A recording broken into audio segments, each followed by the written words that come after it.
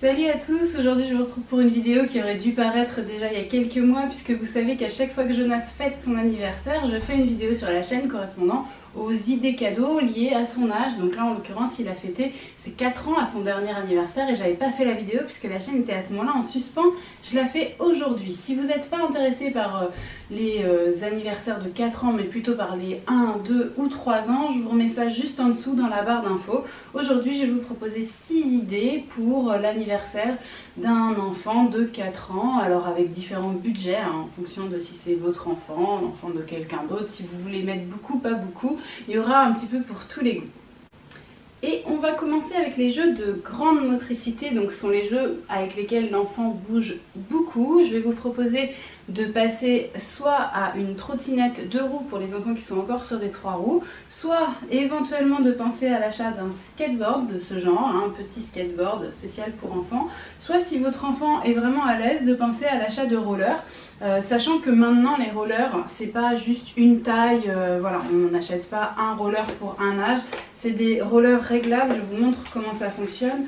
Vous avez un petit endroit où clipper ici pour changer, c'est difficile en l'air, hein, mais pour changer la pointure, vous avez la chaussure qui peut avancer ou reculer en fonction de ce que, je sais pas si vous avez vu, avancer ou reculer en fonction de ce que vous voulez comme taille.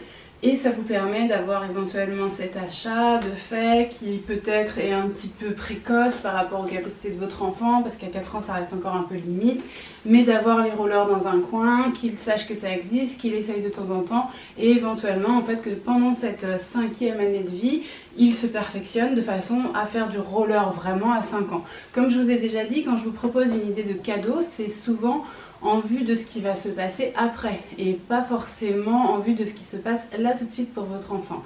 Enfin en tout cas ce sont des idées de jeux de grande motricité qu'on peut proposer à partir de cet âge-là. Et une deuxième idée qui déménage, ça va être une guitare. Celle-ci a perdu toutes ses cordes parce que c'est vraiment une petite guitare qui n'en est pas vraiment une.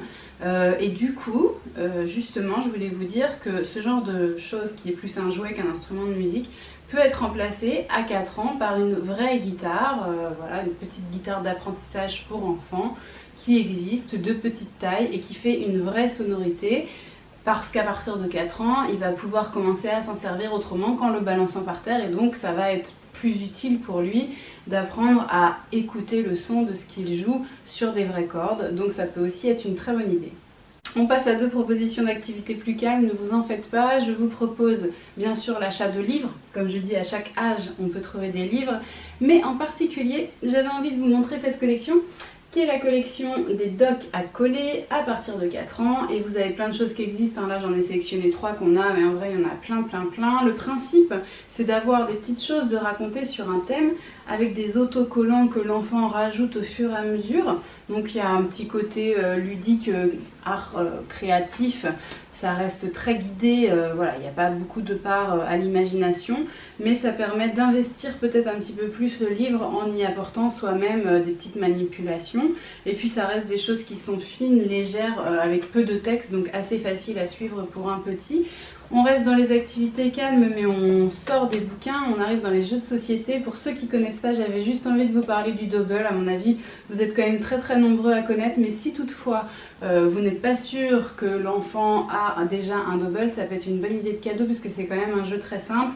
Pour ceux qui ne connaissent pas, il s'agit d'un jeu de reconnaissance visuelle où en fait, en fonction de ce qu'on va voir sur la carte, on va pouvoir plus ou moins taper dessus, prendre la carte, etc. Et donc voilà, on a des petites images dessus, comme ceci, et c'est un jeu de reconnaissance, hein, donc en général on en compare 2, et on cherche à retrouver, bah, tenez, vous allez pouvoir le faire, quelle est l'image correspondant qu'on retrouve entre les deux, quelle est l'image similaire entre les deux. Vous avez probablement trouvé, moi j'avais vu c'était l'ampoule, l'enfant le voit assez vite et puis c'est important à 4 ans d'avoir ces petites habitudes de reconnaissance puisqu'à l'école on lui demande aussi, notamment avec tout ce qui est chiffres, tout ce qui est lettres, donc il est très dans ça, donc c'est tout à fait cohérent d'avoir ce genre de petits jeux à la maison. Et puis bien sûr, on va pouvoir aussi se tourner vers les jeux de construction et on va éventuellement penser aux indétrônables Lego. Le Lego, c'est un truc qui marche vraiment. On peut rester sur les Duplo qui sont plus gros, plus faciles, mais je pense qu'à 4 ans on peut leur proposer, comme la motricité fine est plutôt pas mal, on peut leur proposer d'avoir soit que des Lego, soit des Duplo et des Lego, d'avoir le choix entre les deux pour qu'ils puissent aussi se tourner vers des constructions qui sont un petit peu plus complexes. Après bien sûr ça dépend de l'observation que vous faites de votre enfant, de ses envies à lui, et justement on arrive à mon dernier point de cette vidéo, c'est de demander à votre enfant, à 4 ans, il est quand même capable maintenant d'exprimer assez clairement ce qu'il veut et éventuellement de vous parler d'un univers qu'il affectionne le plus. Ici ça a tendance à être la Pat' Patrouille, donc Jonas par exemple, on n'a pas du tout été dans les idées cadeaux que je viens de vous donner, on est plutôt parti dans son désir à lui qui était d'avoir des personnages de ce type là, les véhicules et les petits bonhommes de Pat' Patrouille. J'avoue que je suis pas fan de ce genre de truc, mais que je dois avouer que c'est vrai que pour lui c'était vraiment le cadeau idéal. Il avait les étoiles dans les yeux, depuis il joue énormément avec, et le but d'un cadeau c'est quand même de faire plaisir.